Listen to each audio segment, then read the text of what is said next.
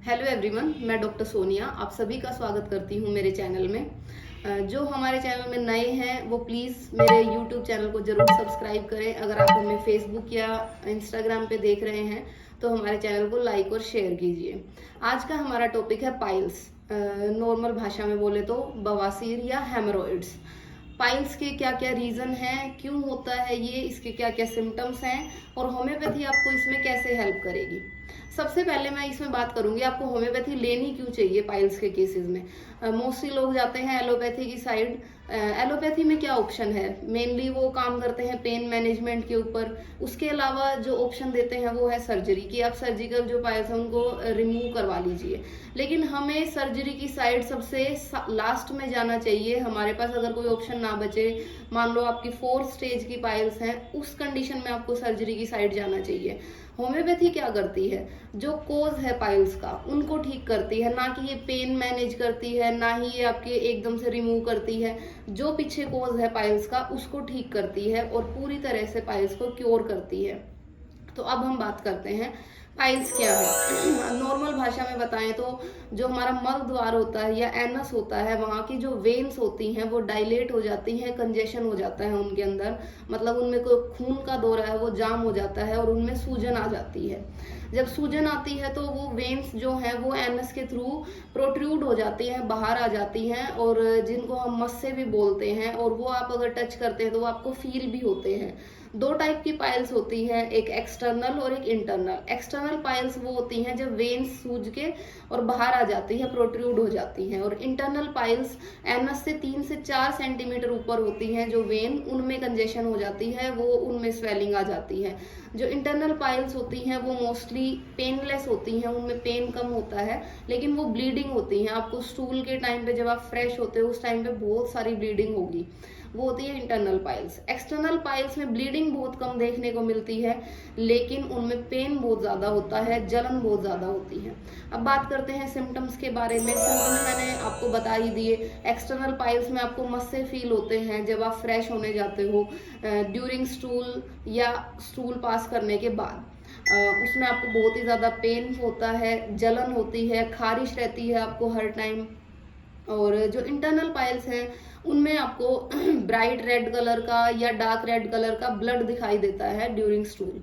तो ये main symptom आते हैं पाइल्स के। उसके अलावा एक जो बड़ा सिम्टम है वो क्या है कि आपको हर टाइम ऐसे लगेगा कि आपके एनस पे जो है वो प्रेशर है। आप अगर फ्रेश भी होके आते हैं तो भी आपको ऐसे लगेगा कि सेटिस्फैक्ट्री स्टूल नहीं हुआ, आपको फिर से फ्रेश होने जाना पड़ेगा। तो ये सब सिम्टम्स आते हैं पाइल्स के। नेक्स्ट बात करते हैं कि कोजेज। सबसे पहले जो मेन कोज माना जाता है इसका वो होता है कॉन्स्टिपेशन, कब्ज। आपको अगर लंबे समय से कब्ज है, आपको स्टूल पास करने में परेशानी होती है, आपको लंबा टाइम लगता है, आप पोट पर बैठते हैं और आपको जोर लगाना पड़ता है, उसकी वजह से जो वेन्स हैं वो डायलेट हो जाती हैं, सूजन उनमें आ जाती है। तो कॉन्स्टिपेशन इसका फर्स्ट रीजन है। उसके बाद है डायरिया। अगर आपको लॉन्ग टाइम से दस्त की प्रॉब्लम है और आप बार बार आप स्टूल जा रहे हैं तो भी आपको बार बार प्रेशर पड़ता है, उसकी वजह से आपको पाइल्स हो सकते हैं। उसके बाद कुछ कंडीशंस आती हैं जैसे प्रेगनेंसी। प्रेगनेंसी के दौरान जो यूट्रस है वो रेक्टम पे प्रेशर डालता है, इस वजह से पाइल्स की दिक्कत ज्यादा होती है और कॉन्स्टिपेशन की। उसके बाद है अगर आपके डाइजेशन में कोई प्रॉब्लम है, खाना ढंग से डाइजेस्ट नहीं हो रहा है और उसकी वजह से आपको कब्ज रहती है या आपको डायरिया रहता है। आईबीएस की सिचुएशंस में भी कई बार पाइल्स में साथ में देखने को मिलते हैं। उसके बाद आपका खान पान आता है। अगर आप बहुत ज्यादा ऑयली स्पाइसी फूड खाते हो तो आपको जो पाइल्स के सिम्टम्स हैं वो बहुत ज्यादा बढ़ जाते हैं, बर्निंग और ब्लीडिंग की दिक्कत ज्यादा आती है। लॉन्ग सिटिंग की जिनकी जॉब होती है, क्योंकि परमानेंट प्रेशर रहता है एनस एरिया पे, उसकी वजह से। जिनका वेट बहुत ज्यादा होता है, जो हैवी वेट उठाते हैं, ऐसे लोगों में पाइल्स ज्यादा देखने को मिलती है। तो ये सब इसके कोजेज होते हैं। अब हम बात करते हैं होम्योपैथी मेडिसिन की। होम्योपैथी जैसे कि मैंने बताया कि जो रूट कोज है, जैसे मैंने जो कोजेज बताए उनको रिमूव करती है। होम्योपैथी बोथ एक्सटर्नल पाइल्स और इंटरनल पाइल्स में काम करती है। दोनों के लिए अलग अलग मेडिसिन होती हैं। मैं कुछ कॉमन मेडिसिन आपको बताती हूँ। सबसे पहली जो दवाई आती है वो है नक्सवोमिका 200। अगर आपको ऐसे फील होता है कि आप फ्रेश हो गए लेकिन आपको फिर भी प्रेशर रहता है एनस मल द्वार पे, बार बार आपको जाना पड़ता है, आपको कब्ज रहती है और वो कब्ज ऐसी है कि आपको दिन में 3 से 4 बार जाना पड़ता है जब आपको सेटिस्फेक्शन होता है, तो और साथ में आपको पाइल्स हैं, इस कंडीशन में आप नक्स वोमिका 200 डेली शाम को 2 बूंद अपनी जीभ पे ले सकते हैं। ये कंटिन्यू लीजिए आप 15 से 20 दिन तक। उसके बाद आती है मेडिसिन सल्फर 200। सल्फर 200 काम करती है जब आपको बहुत ही ज्यादा बर्निंग हो, रेडनेस बहुत ज्यादा हो और आपको हर टाइम जलन रहती हो और खारिश रहती हो। अगर ऐसा है तो आप सल्फर 200 लीजिए 3 से 4 दिन तक और आपको ड्रास्टिक चेंजेस देखने को मिलेंगे। उसके बाद अगर बात करें कि ब्लीडिंग जो पाइल्स होती हैं उसमें अगर आपको ब्लड बहुत ज्यादा आ रहा है तो हेमेमेलिस मदर टिंचर आता है होम्योपैथी का, उसकी 15-15 बूंद आप हाफ कप पानी में लीजिए दिन में 3 या 4 बार। ये आपको काफी अच्छे रिजल्ट देगा। उसके बाद अगर एक्सटर्नल पाइल्स की बात करें, अगर आपको जो मस्से हैं उनका गुच्छा टाइप से दिखाई देता है और वो पेनफुल होता है तो आप अलोए सुपरट्राइना मेडिसिन आती है, अलोए 200 मेडिसिन दिन में 2 बार लीजिए, 2-2 ड्रॉप डायरेक्ट जीभ पे। उसके बाद एक और जो टॉपिक आता है पाइल्स के बाद वो है फिस्टुला और फिशर।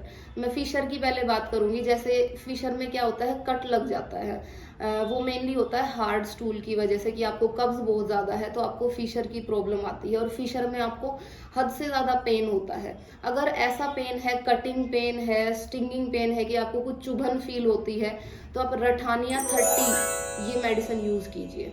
तो ये कुछ कॉमन मेडिसिन थी जो मैंने आपको बताई। उसके अलावा भी बहुत सारी मेडिसिन है जो आपके सिम्टम बेस पे दी जाती हैं।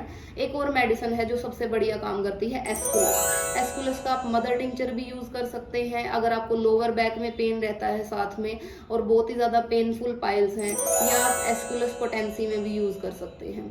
तो ये कुछ कॉमन मेडिसिन है होम्योपैथी की। आप अगर आपको पाइल्स की समस्या है तो होम्योपैथिक मेडिसिन से एक बार जरूर ट्राई कीजिए, आप इससे सर्जरी से भी बच सकते हैं। उसके बाद कुछ प्रिकॉशंस हैं, जैसे कि आप अपने खान पान को सुधारिए, जितना हो सके आप घर का जो खाना है बिना मिर्च मसाले का वो खाइए। फ्रूट्स जितने हो सके अपनी डाइट में ऐड कीजिए। अगर आप ओवरवेट हैं तो अपने वेट पे ध्यान दीजिए। बाहर के जो ऑयली फ्राइड फूड है उनको अवॉइड करें। अल्कोहल अगर आप लेते हैं कंटिन्यू तो आपको पाइल्स की समस्या होगी ही होगी, तो अल्कोहल और स्मोकिंग इसमें अवॉइड कीजिए और अपनी फिजिकल एक्टिविटी बढ़ाइए। Thank you.